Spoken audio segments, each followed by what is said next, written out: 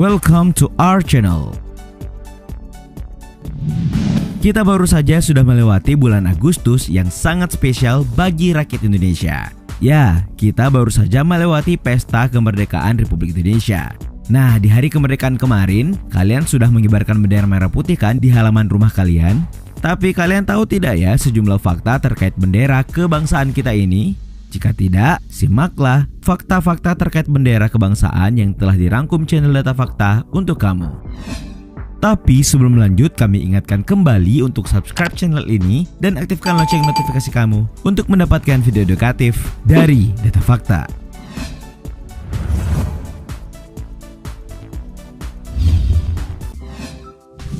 Bendera pusaka dan mitologi Austronesia.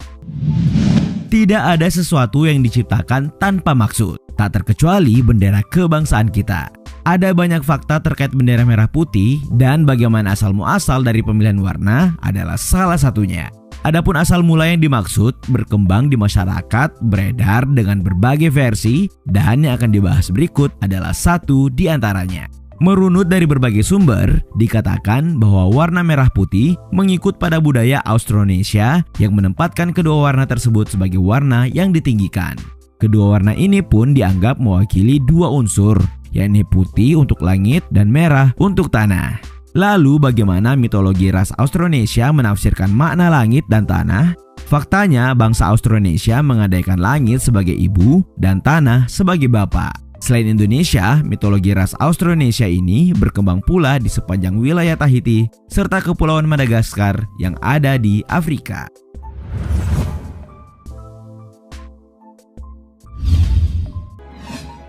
Terinspirasi dari warna panji kerajaan-kerajaan di Jawa. Sebelum disatukan menjadi negara republik, dahulunya Indonesia terdiri atas banyak kerajaan. Jika kalian belajar sejarah, maka sederet nama kerajaan seperti Majapahit dan Kediri dipastikan tidak lagi terdengar asing di telinga kalian. Mengapa penting menyebut kedua kerajaan ini di awal? Karena pembahasan di poin ini ada kaitannya dengan dua kerajaan di Pulau Jawa tersebut. Berdasar pada kitab Pararaton, tertulis bahwa dalam rentan waktu 1222 hingga tahun 1292 Masehi, pemimpin kerajaan Kediri yakni Jaya Katuang melakukan penerangan ke kerajaan Singasari. Uniknya, aksi tersebut disertai dengan membawa panji berwarna merah putih. Adapun saat itu warna merah yang melengkapi warna putih didapatkan dengan mengoleskan pewarna alami seperti buah manggis, belimbing wuluh, dan juga daun jati pada kain. Nah, setelah penyerangan, kerajaan Kediri akhirnya menetapkan warna tersebut menjadi lambang kerajaan. Tidak hanya itu, kerajaan Majapahit yang berjaya pada tahun 1380 sampai tahun 1389 Masehi juga menggunakan panji dengan warna yang sama. Kebenaran ini bersumber dari kitab Negara Kertagama di mana sang pengarang yakni Empu Prapanca menyebutkan bahwa warna merah putih merupakan warna yang dimuliakan oleh kerajaan Majapahit.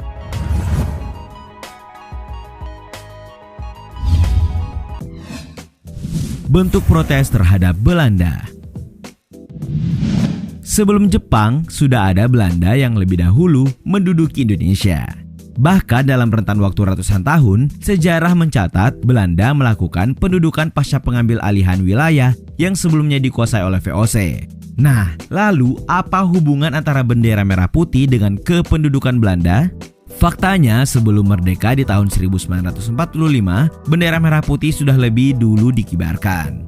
Tepatnya pada tahun 1928, bendera berkibar di tanah Jawa sebagai bentuk protes anak bangsa terhadap penjajahan. Adapun hari yang dimaksud bertepatan dengan Kongres Pemuda kedua yang juga dikenal sebagai Hari Sumpah Pemuda pada 28 Oktober 1928. Nah, karenanya pula mungkin semangat tersebut telah menular pada tahun 1933, kampung-kampung yang semula mengibarkan bendera Belanda di acara-acara perayaan telah menggantinya dengan bendera kepunyaan sendiri.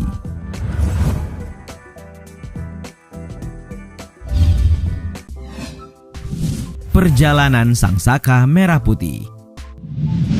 Dalam perjalanannya, keberadaan bendera merah putih tidaklah instan.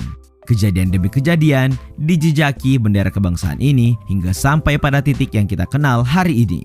Ya, cerita bendera merah putih berawal dari peran Fatmawati, istri ketiga Soekarno yang menjahitnya pada tahun 1944 dengan bahan katun Jepang berukuran 276 x 200 cm. Cerita yang tak kalah seru lainnya adalah sebelum dikebarkan di hari kemerdekaan, sang saka merah putih sempat dipotong menjadi dua dan dibawa oleh Husein Mutahar, ajudan Soekarno. Nah, barulah setelah kondisi aman, bendera kembali disatukan untuk selanjutnya dikibarkan. Tapi tahukah kalian, mundur ke belakang, faktanya bendera merah putih sempat memiliki lambang kepala banteng di tengahnya. Hal ini berawal ketika Soekarno membuat bendera Partai Nasionalis Indonesia atau PNI. Hanya saja, Soekarno menggantinya dengan banteng karena kerbau dianggap terlalu lemah jika ingin melawan imperialisme Belanda.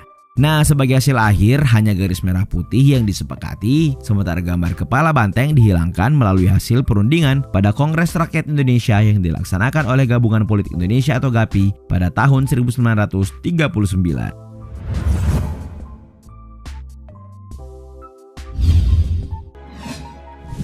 Terakhir dikibarkan pada tahun 1968. Saat ini bendera sudah ada di mana-mana, menggantung di langit atau sekadar terlipat rapi di dalam lemari. Tidak mesti Fatmawati yang menjahitnya. Saat ini bendera merah putih sudah dapat kalian temui di mana-mana. Namun tetap saja bendera sang merah putih yang pertama kali dibuat diumpamakan sebagai yang asli. Nah, karena asli bisa dipastikan bendera yang dimaksud punya nilai sejarah. Maka disepakati bahwa yang aslinya disimpan saja dan untuk prosesi pengibaran bendera baiknya menggunakan duplikatnya saja. Faktanya karena telah usang bahkan sobek, tahun 1968 menjadi tahun terakhir bagi bendera yang asli untuk dikibarkan. Lalu bagaimana nasib bendera asli saat ini? Ketahuilah bendera tersebut masih ada.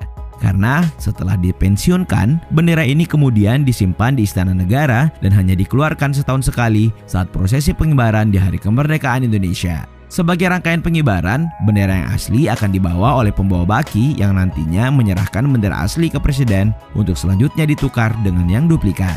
Kesimpulannya, setiap tahun sejak 1969, bendera yang berkibar di istana adalah duplikatnya saja. Tapi tentu tidak akan mengurangi semangat kemerdekaan di hati masing-masing warga negara, bukan?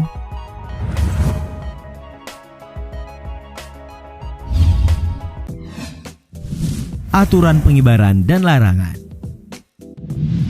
Sebagai benda pusaka, penggunaan merah putih punya aturan tertentu dalam segala sesuatunya. Bahkan hal sesederhana seperti warna dan ukuran pun punya aturan tertulis di dalam undang-undang. Semisal aturan warna yang dimaksud mengacu pada kain yang warnanya tidak lentur. Adapun ukuran tinggal menyesuaikan, bergantung situasi dan kondisi di mana bendera tersebut dikibarkan. Tidak main-main, karena aturan yang dimaksud bahkan tertuang dalam pasal 33 Undang-Undang Dasar 1945 dan Undang-Undang Nomor 24/2009 serta PP Nomor 40/1958 tentang Bendera Kebangsaan Republik Indonesia. Aturan lainnya adalah menyangkut pengibaran. Sekadar untuk diketahui, pengibaran bendera dilakukan pada waktu antara matahari terbit hingga terbenam. Tapi dalam keadaan tertentu, bendera juga bisa dikibarkan pada malam hari. Nah, sementara jika kalian menemukan bendera yang dikibarkan setengah tiang, itu artinya Indonesia sedang berkabung. Untuk larangan sendiri, undang-undang mengaturnya dalam Undang-Undang Dasar Nomor 24 Tahun 2009 tentang bendera, bahasa, dan lambang negara, serta lagu kebangsaan.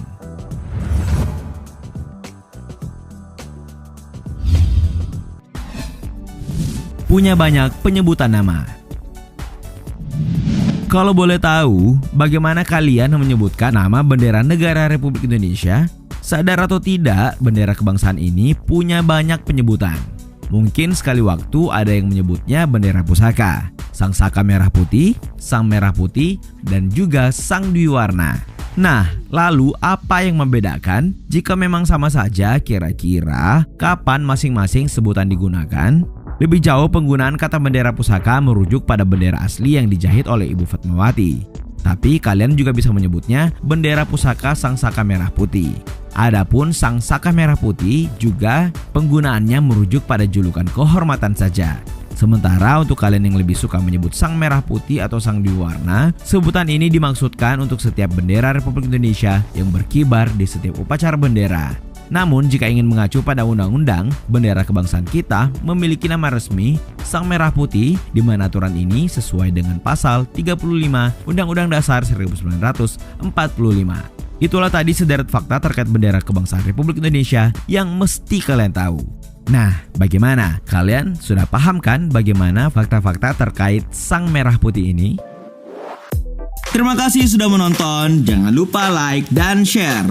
Nonton juga video-video edukatif lainnya yang sudah kami sajikan untuk kalian. Sekali lagi, jangan lupa subscribe dan tinggalkan argumenmu di kolom komentar. Sampai jumpa di video edukatif Data Fakta selanjutnya.